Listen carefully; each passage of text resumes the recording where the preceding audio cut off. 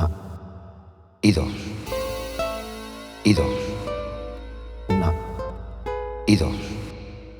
Una y dos. Hello and welcome to Cortes NYC Livestream, the podcast. This show broadcasts twice a week out of New York City. We are your hosts, Cortes NYC and Carla de Puerto Rico. And on the show, we talk about art, creativity, city life from a Latino perspective. I'm a visual artist. And I'm a singer. And this is episode 42, Bilingual. As always, you can find us on iTunes, Stitcher, Podbean, and Spotify, and also on social media on Facebook, Instagram, Twitter, and Tumblr. And don't forget, I have an online store, cortesnyc.bigcartel.com. On there, you can find graffiti pins, stickers, posters, and original art. Log on and check out my stuff. And a special shout out to all our people on Instagram, all our people listening to us around the world. Thank you for the support. And let's get this going.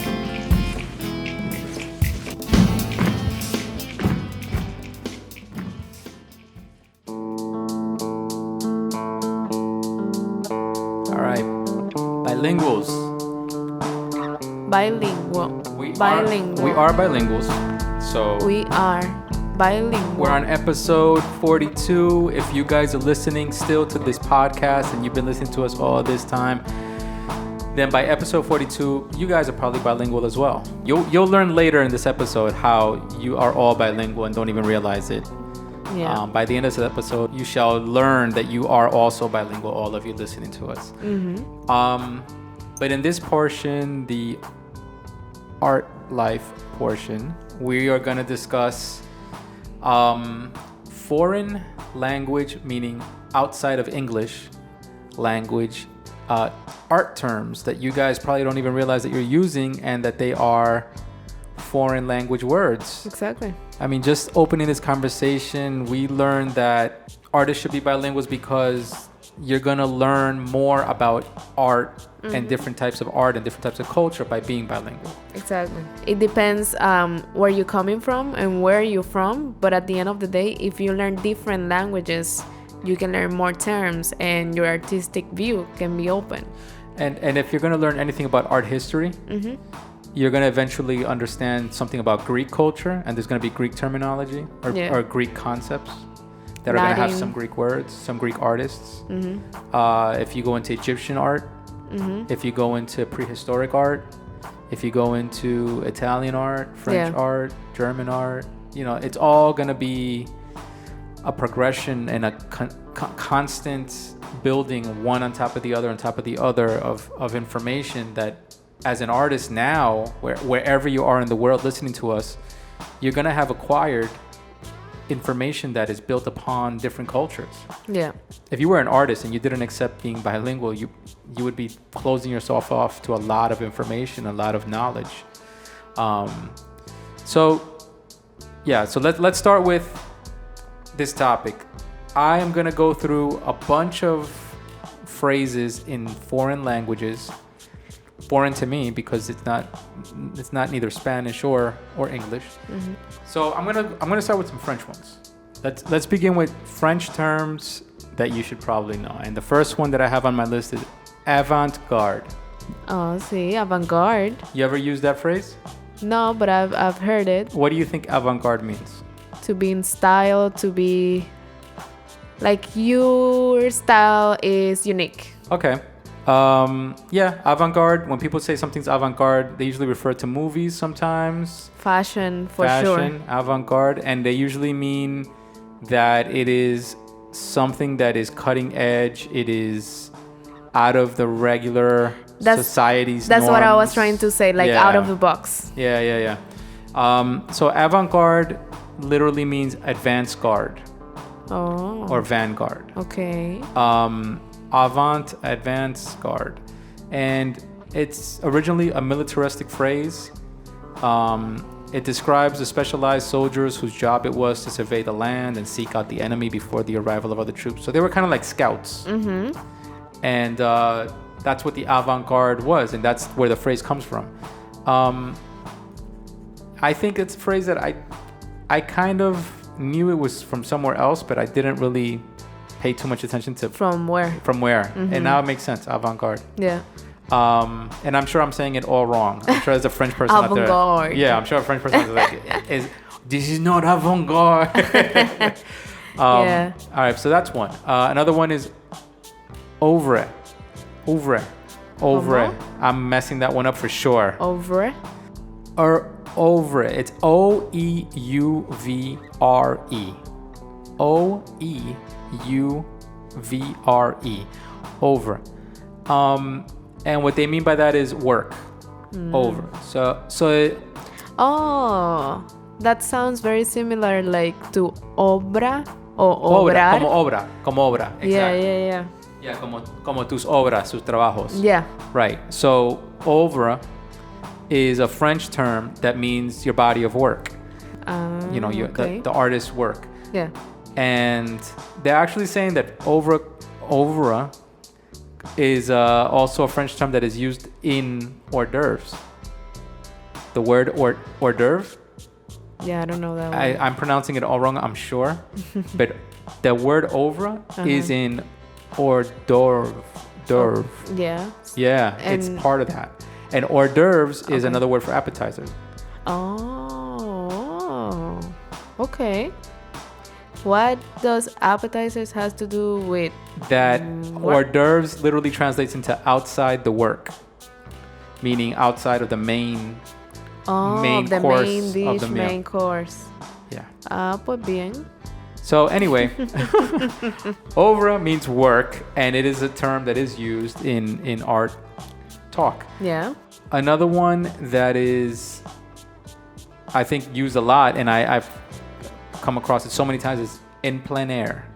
In plein air? Yeah, in plein air. Plein air, P-L-E-I-N and then A-I-R, plein air. En plein air. Plein air is another term used for, let's say, outside landscapes. Plein air. It literally means like plain air, like outside in the open air. Yeah. And it's a phrase, it's an expression that's used all the time. If you're talking about oil painting out in nature, you're talking about plein air painting. Oh. But in English you would say plein air. Exactly, like plain air. Yeah, but it's actually plein air, plain. And where it comes from? It's French. For French? Yeah. Okay. Right now I'm going through a bunch of French ones. Okay. But yeah, plein air is another big one. I'm sure there's gonna be a lot of French ones that we all know because they kind of, I don't know if they produced it or they popularized all exactly. This, Yeah. Another one is catalog raisonné. Catalog raisonné. Reasoned catalog. And what it is it's a catalog of every work made by an artist. So when you're looking at an artist's catalog over the entire body of work, of their work, you would say it's their catalog raisonné. I didn't know that. Another one is vernissage. Vernissage. Yeah, it's vern and then isage. Vernissage. Okay. So vernissage is actually varnishing. And what a vernissage is, and this is a French term, is it started as the day before an art opening. Yeah. They would varnish all the paintings. Oh. So it was like before you would hang up the art exhibit, you would varnish it just to give it a new coat, a fresh coat of like clean, varnish, so it would be presentable. And on that day, people would get an opportunity to see the art before anybody else. So it was like a pre-show to the art opening. So eventually, vernissage is a private invitation-only event that allows collectors to see your pieces before anybody else. And they call that the vernissage. That's interesting. So the vernissage is literally the varnishing or the varnishing day. But the vernissage, now it's used as an art term to mean the day before an opening, a private showing of the work. Vernissage. Mise en scène. Mise en scène is a term that I came across a long time ago and it stayed in my head. Mise en scène. Mise en scène is placing on stage. And mise en scène is mostly used in cinema, but also in plays and also in photography. And what it is, it's the composition of your image, of everything within the image. Mise en scène is everything that is within the picture frame. From the chairs to the wardrobe to the lighting to whatever, like everything, where the actors are, that's the mise en scène. Creates the scene. Mise en scène. And that's all I have for French. Did you learn something? I did. I mean, a lot of words. I think I've heard like of one or two that they sound familiar. Okay. But everything else, it was new. Okay, I mean, genre is another one that I keep bringing up. Right. Genre is a French word. Genre. And that's why it's so difficult for me to pronounce it. Genre. But genre is a type of, right? A type of art. Yeah. All right, so let's move into the Italian terms. Italian. Let's go Italy. So Italian terms, art terms that you should know. Let's start with... Yes. Contrapposto. Contrapposto. You're probably not even going to know what that is. And you're probably... I know. You're probably going to think that has to do with pasta or something, but it's not. No. Contrapposto. Contrapposto is having a position against the original position. Okay. Almost. Close? Yeah. Es como contrapostura, like. So contrapposto is counterpose. It's the twisting of the body. It's something that started in sculpture, where you lean. Let's say if a character. So in Egyptian times, and the early art forms, you would render the person, the figure, straight on, and there would be totally balanced straight. Their hips and their shoulders would be going along the horizon line, flat. It started with Michelangelo, with his figure, David, famous sculpture, the David. That's where contrapposto kind of came to life, where he took a figure and he gave it that leaning pose. Yeah. Kind of like a relaxed pose, where your body is shifting, the body weight, and that contrapposto became an art term forever after that. So after that, art, the representation of the human body didn't have to be straight on. It could be relaxed. It could be off balance. And from there on, we went into, people completely laying down and leaning over and all kinds of stuff, and more like natural poses. Okay, the next term, fresco. Fresco is a term, an Italian term also for fresh, and it's wet on wet technique for painting. Sometimes we call frescoes murals, like old murals. We call them frescoes, but what it really means is the technique that was used back then, which was a wet on wet technique for mixing and blending colors easily on the wall while it was still wet before it would dry. This was back then when they didn't have oil paint, so they were excited to be able to try to blend colors, and the only way to blend them was to blend them wet on wet. Later on, once they developed oil paint, they could blend and it wouldn't dry right away, and they could blend for hours and hours, and you could keep blending. So that was a revolution for that. Another one, Italian, chiaroscuro. Chiaroscuro is another one that stayed in my head. A lot of these I really carried in my vocabulary. Yeah. So if you're an artist out there, I'm sure you know these terms, and if you don't, you should. Chiaroscuro is translated into light, dark. Chiaroscuro, light, dark. Chiaroscuro. So chiaroscuro is an art term for painting the light out of the dark. And it's a technique whenever you paint from dark to light. If you lay down all dark colors and then you start cutting away at the dark colors with light colors, that's chiaroscuro technique, which is that you're bringing light out of the dark and you're balancing that. Which I do that in spray paint, and that's a technique that I think stayed with me. That mentality of painting outside of bringing out of the dark. And another Italian one is sfumato. Sfumato. Sfumato is to evaporate like smoke. Sfumato. What it is especially on the Mona Lisa, you could see this. That's a famous technique off the Mona Lisa. Sfumato is the softening of the edges. Leonardo da Vinci kind of started that on his piece where he softened the edges. He didn't let the edges be hard edged, and also a little bit on the face. And by giving it a little bit of a smoky feel on the edges, a sfumato, he softened it and made it a little more lifelike, because your eyes get drawn to the focus, which is her smile and her eyes. Right.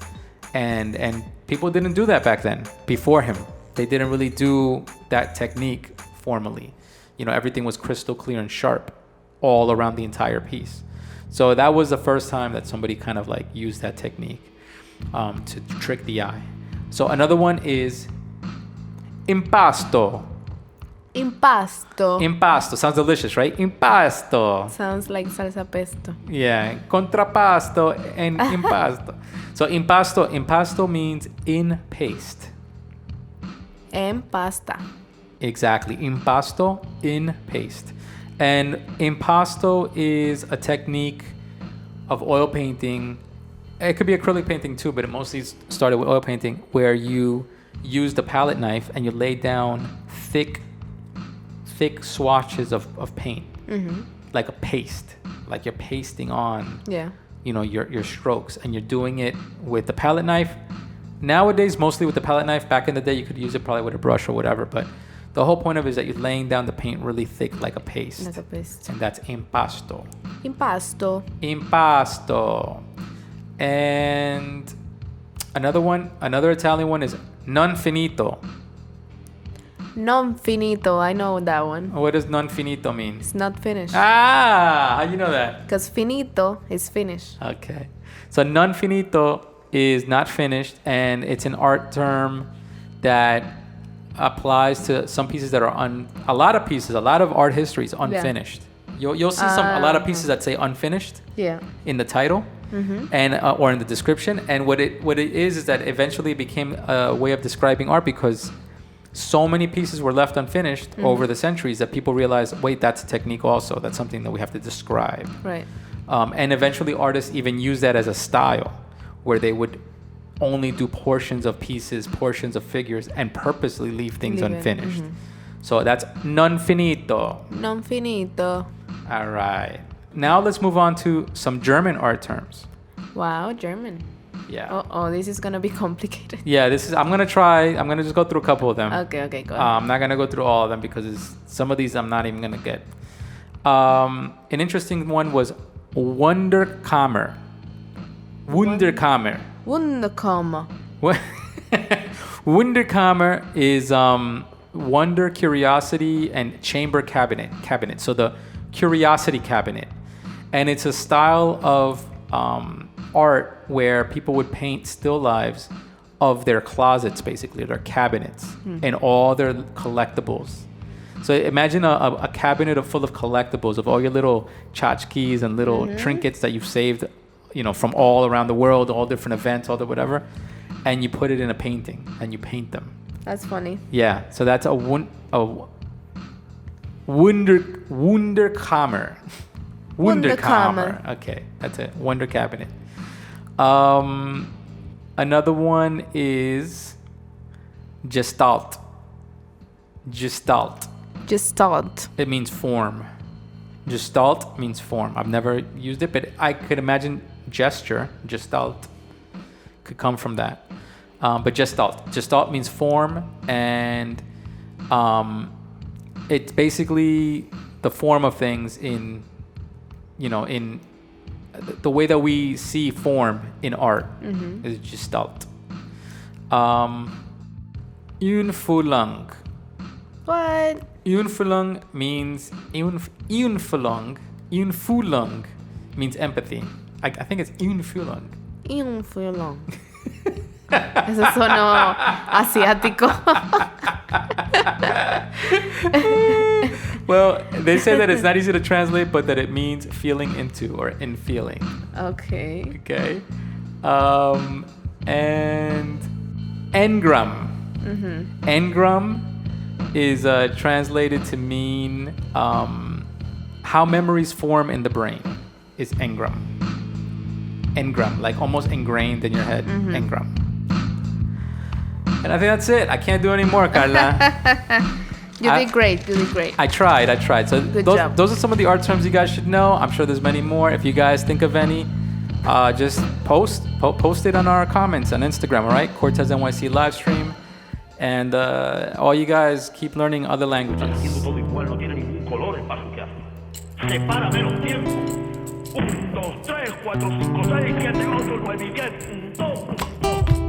Culture talk. Yes, ma'am. What do you have for us this culture talk? Well, this culture talk, I wanted to go over the different types of bilinguals there are. What does that mean? Like French, Italian, Spanish? No. So there's different ways we learn to be bilingual, because there's different ways we learn a second language. And there has been studies and research on this topic, and we found interesting information regarding types of bilinguals. So it's, when you say types of bilinguals, you mean how you became a bilingual? How you became a bilingual. That is interesting. Yeah. Because we always say like, oh, we're just bilingual. Like, exactly. We're bilingual because God made us bilingual. Because oh well, it happened. Oh well, yeah, I was so blessed. Yeah. But there has been a lot of studies and a lot of research in this topic, because besides of what we're gonna talk on these episodes, there have been other types of bilingual. It's not only the way you learn, but maybe how much did you learn. There's bilinguals that they know a little bit, there's bilingual that they know a lot, but just the fact that you know another language makes you bilingual. So it's measured on how did you learn, how much did you learn, and the reason also for you to learn. Very interesting. All right, let's do it. So the types of bilingual that I have, the first one is compound bilingual. And compound bilingual. And this one is described as both parents are bilingual, meaning they speak to the child the two languages at the same time. Right. So they don't discriminate between the two languages. They just constantly mixing them, talking to them, both languages all the time. All the time. Blended together without even thinking about it. Exactly. Both parents. Yes. And that is called a compound bilingual. And it's compound because, well, basically the child is getting a compound language experience. Right. Both at the same time. Because it's both at the same time. Okay. And on a more academic definition, it says that the child is developing two linguistic codes simultaneously with a single set of concepts. So because they're learning both languages at the same time, they just have one concept, what they're living, right? And they have two languages. And between those two, they select whatever they feel to call an item or to call an experience or whatever else, right? Very interesting. Yeah. The second type is coordinate bilingual. Coordinate bilingual. What does that mean? And this one, it says that is a separate linguistic system. The child will work with two sets of concepts. For example, this is when a child learn English in school, but then when they go home, they speak Spanish or whatever other language they speak. Wow. So they are learning one language in one concept, because they're learning the concept of school, of going to school to learn English, right? And then they come home to keep speaking Spanish, for example, Spanish, right? Right. And they're learning on the concept of family. Right. So family equals Spanish. School equals English. That's incredible. I never thought of it like that. And I was about to say, oh yeah, I'm part of compound. And now I'm like, no, wait, I think I'm part of coordinate. Yeah, at the end we're gonna talk about in which one we think we fit in. We right? fit in. But that's interesting. Coordinate. So I know that's a very common story where people tell me I only speak English outside growing up, and then when I went home I only spoke Spanish. Other people tell me, I've heard, I spoke English always in my house, but then when I went to my grandmother's house I only spoke Spanish, or I only spoke English maybe in school, and then at home, I would speak Spanish with my siblings. Yeah. Yeah, I think it happens a lot with immigrants' families. Yeah. But I mean, I want to go over this when we finish discussing the types. So we'll talk about this. All right. Okay. So the last type that I have on my list. Remember, there's more out there. We're just going through something we found, The last type is subordinate bilingual. What does that mean, subordinate? So it means that it learned a secondary language by filtering it through the primary language. So, for example, now that we have all three types. So the first generation of immigrants, the ones that they just came from their country and they come, let's say, to the United States and they have to learn English, but they didn't know English before, they're going to be subordinate because they're going to try to learn English through their primary language. Got it. And they're going to try to compare concepts that they know with concepts that they're learning in the new country. Which subordinate, that sounds like a lot. It would be very common with people who are learning another language later in life. Later, exactly. If you're learning it once you've already fully established yourself in one language. Then no matter what you do, you are going to be filtering your second language or third language through your primary language. Exactly. That's exactly. That makes sense. So when people tell you carro, and you have to think first, carro means car. Yeah. Car. Got it. So car. Exactly. Or if you want to say water and you're thinking, your brain is going to think water first. And then you're going to process it and say water equals agua. Okay, say agua now. Yeah. Okay, agua. Yeah. So there's going to be a little delay because you're going to be thinking first to translate it through your primary language. I got you.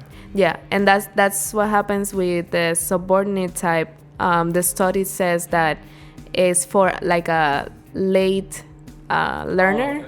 All right. So for older learners of a second language. That makes sense.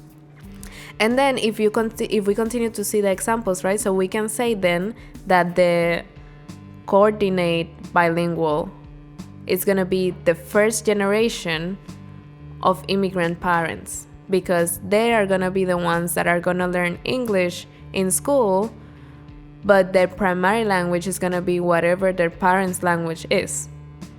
And then if we go into compound bilingual and see the example in real life, it's going to be the child or the children of the first generation that was born in the United States. Do you understand? Yeah, kind of. Because the compound bilingual has two parents that speak both languages. So if we see the example in real life, will be the children of the first generation being born in the United States. Is what? Are going to be the compound bilingual. Because they're going to have the parents that are going to be speaking both languages. Got you. Yeah, so the kids of bilingual parents will become the compound. Yeah. So you'll have first the subordinate bilinguals because you're learning. Those will be the grandparents. Correct. The subordinate bilinguals are going to be the ones that are going to have learned the foreign language. In this case, it would be English as the foreign language. Yeah. They're going to be learning that through their Spanish. Yeah. Then their kids will become the coordinate bilinguals because they're going to be learning Spanish at home mostly, and then English mostly in school. And then their kids will be the compound because their parents will be bilingual, fully bilingual. Exactly. And then they're going to be speaking both languages at the same time and learning both languages at the same time. Yes. And not seeing a difference between one and the other. Yes. And then the kids after that are going to be... Oh, we don't even know. More compound. Or... More English. Monolingual. Because they're going to be like, I don't want to speak. I don't want to teach them Spanish. Exactly. But then now thinking about our experience as bilinguals, I don't really know where to see myself. I think I'm a coordinate bilingual just because I learned English in school and I continued to... My first language is Spanish, has always been Spanish. And it was Spanish before, and now my first language is English. But I learned English in school. I think you're confused. You're confused bilingual. I am a confused bilingual. No, I think... I don't know where to categorize myself. No, it's hard to pinpoint it. I was going to say also, when we were just talking, I was like, well, my mother spoke to me only in Spanish. Mm-hmm. Always. Only spoke to me in Spanish. Mm-hmm. So for sure, in my early years, in my tiny little infant years, I was only speaking Spanish. Mm-hmm. And learning Spanish and learning to speak in Spanish, I'm sure my first words were in Spanish. Yeah. There's no reason why my first words would have been in English. Yeah. With a mother who's only speaking to me in Spanish. It would make no sense. Yeah. So I'm sure my first language was Spanish. But then my father had learned English back in Colombia. Mm-hmm. And it's because of him that he opened the doors for us to come to the United States. Yeah. Because my mother wouldn't have done it. Yeah. You know, on her own, she would have never, because she didn't speak English. Mm-hmm. I'm sure the only reason she took the chance to come to the United States is because he was speaking English and he learned English over there. So my father became, I guess, a subordinate bilingual. Mm-hmm. And then what he did in our home is that he would only speak to me in English. So my mother would only speak to me in Spanish and my father would only speak to me in English.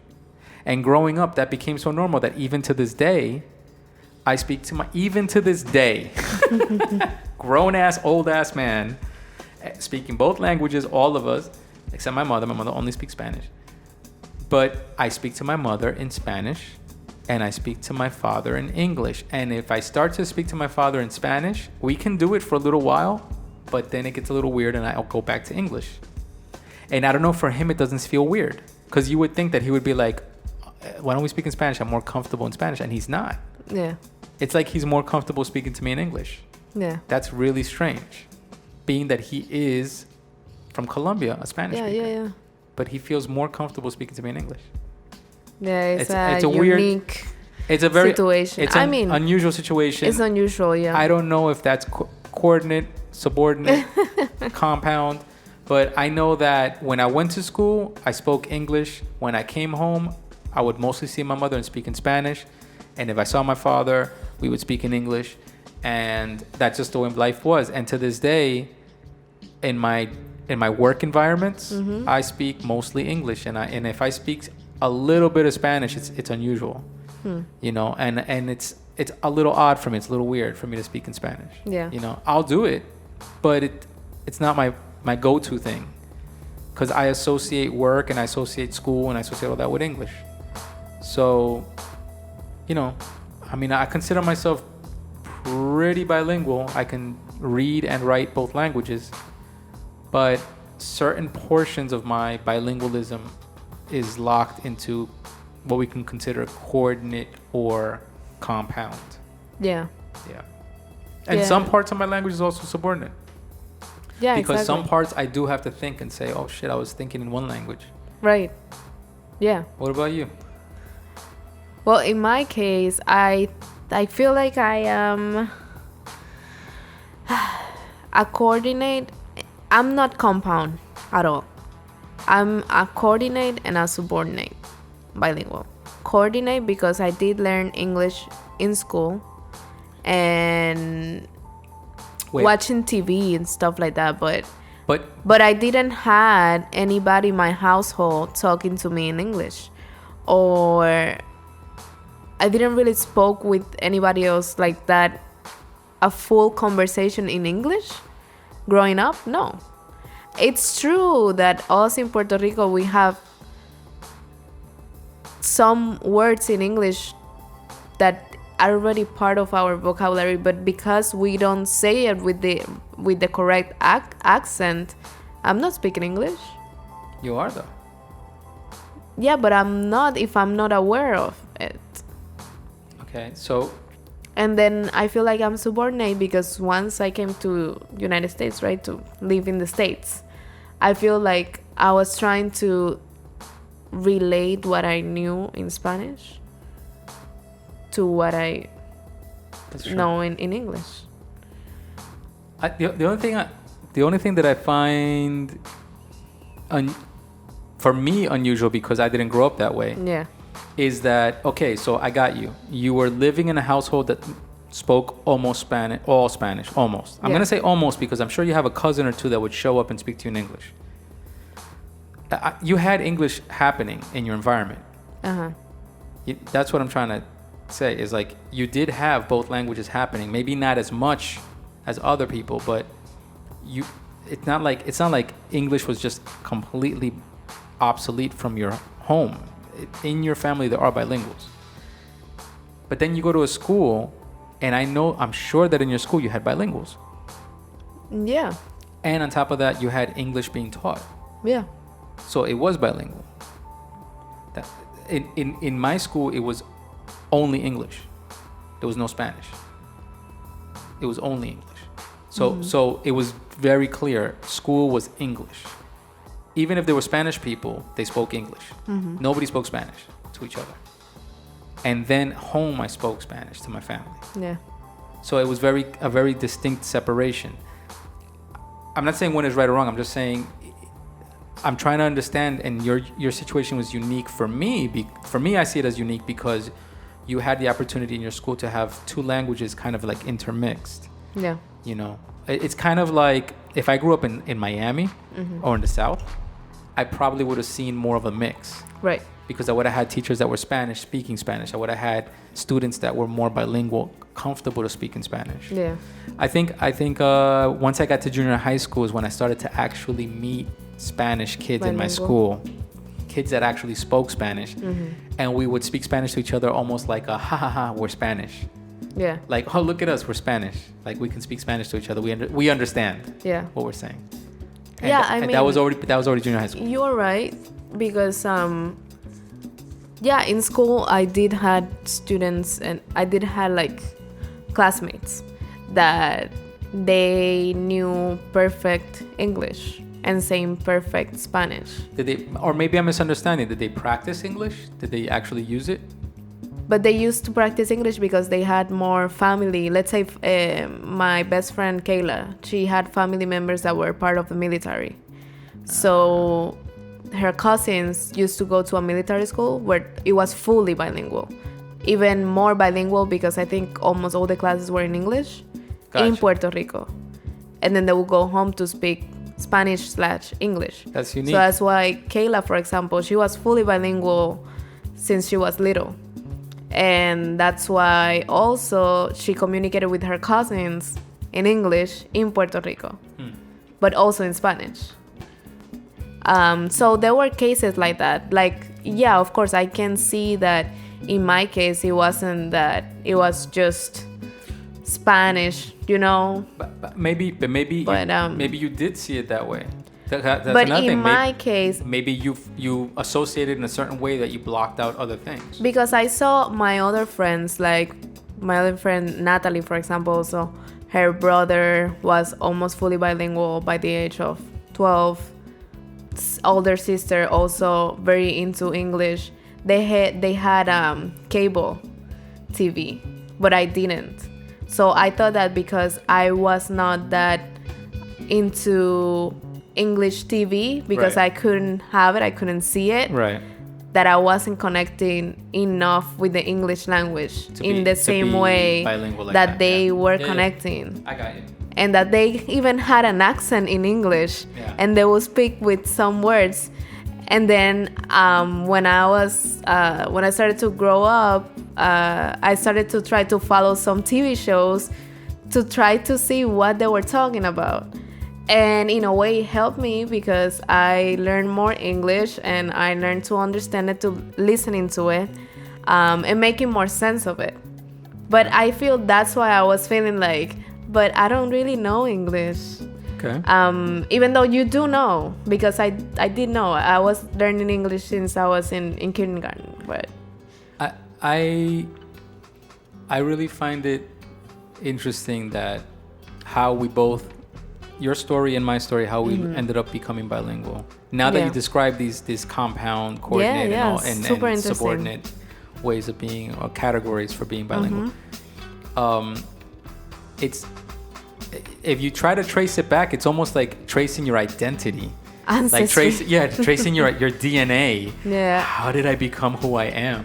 Yeah. And it's something that growing up, you don't think about it. You are who you are. You speak what you speak.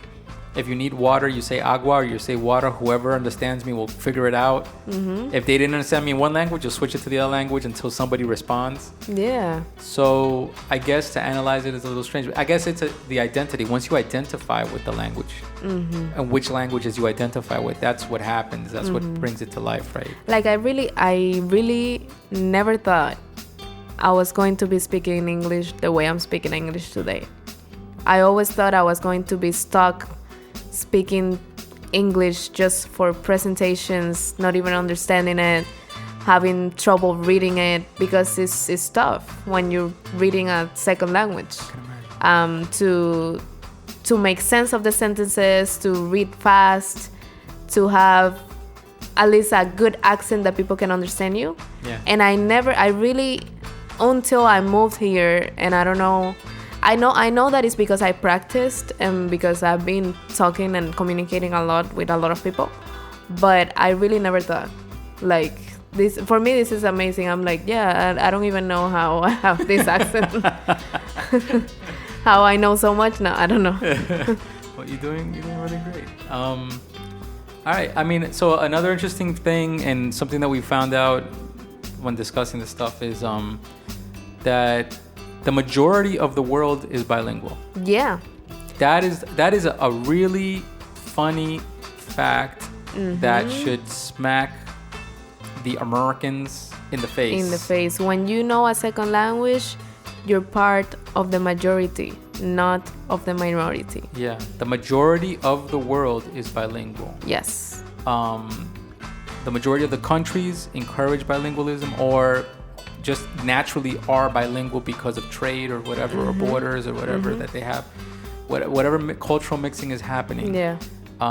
In Europe is very advertised. Yeah. Like people in schools is part of the curriculum, and you really have to learn a second language. So to be only knowledgeable of one language is really uncommon, and actually is kind of like blinding yourself. Exactly. It's unfortunate that when we're growing up here, we're made to feel weird for being bilingual. Yeah, just because the lingua franca is English, exactly, doesn't mean that you don't need to learn another language in order for you to really connect to other cultures and other people.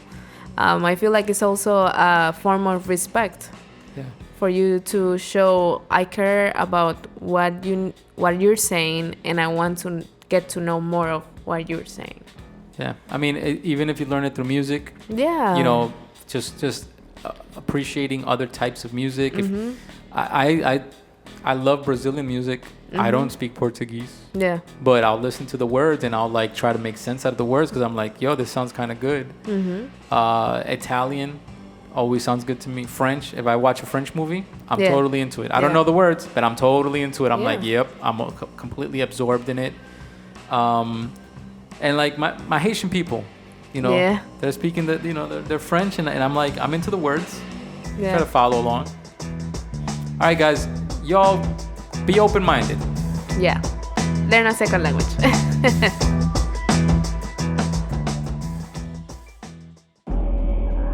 You wanted me to teach you, right? Hablando español, Carla, come on, let's get bilingual now. Okay, hablando español. Oh my God. Okay, the first word is phrase. Phrase, frase, done. Okay, the second word is terms. Terms. Términos?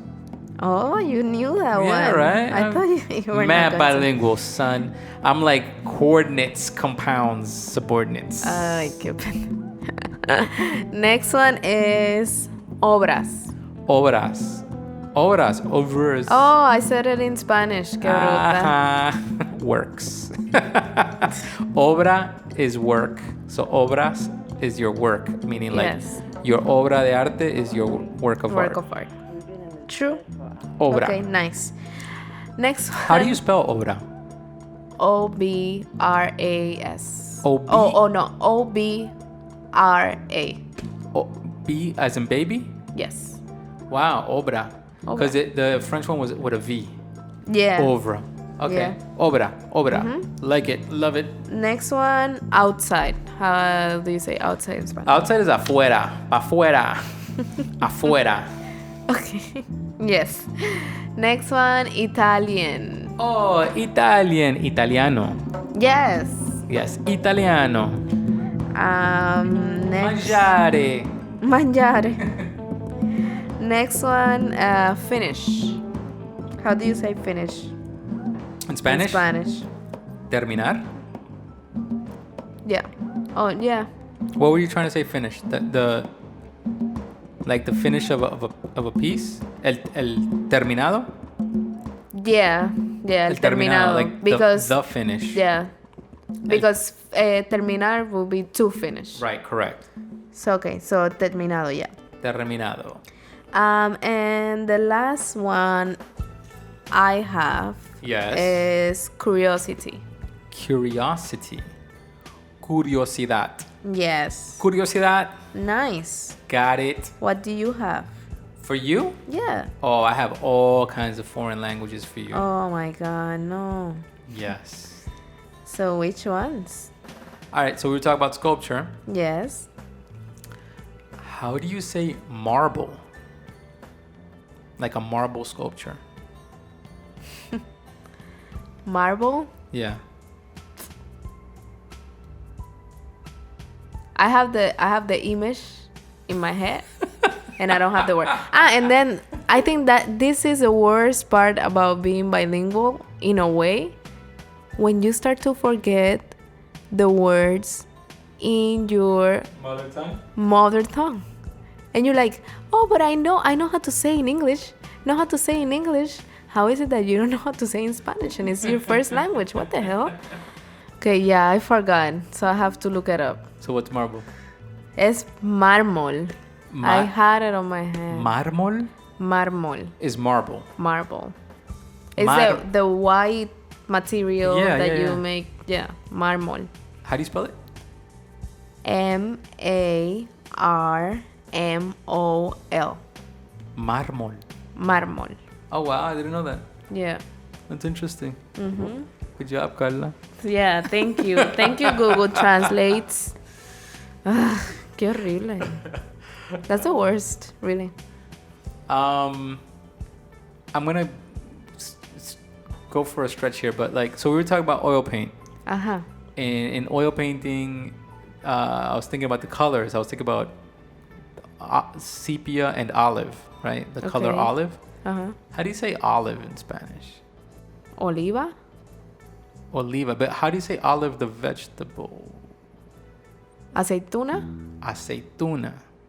That one always throws me off. Okay. Pero it's weird because olive, es aceituna, right? El color de aceituna is olive. Yeah, but then for Aceituna. oil, decimos aceite de oliva. No se dice aceite de aceituna. Se dice aceite de oliva. But then, if you want to say like that green type of color, yeah, it will be oliva. Oliva o color aceituna. Pero el aceite es de oliva. If you look up olive, I'm pretty sure that it's gonna say oliva. He's gonna look it up right now because he doesn't believe what I'm saying. But it's true, for reals. Because you're a compound. Because the vegetable. Because you're a compound coordinate, Carla. Exactly. Because No, subordinate. Olive is aceituna. Yeah. Pero entonces cuando decimos, when we're talking about the oil, olive oil, decimos aceite de oliva. Yeah. Bueno, interesting. Very interesting. All right, Carla, that's it. That's all I have for you. Oh, okay, nice. Thank you. I hope you practice your Spanish. Yeah.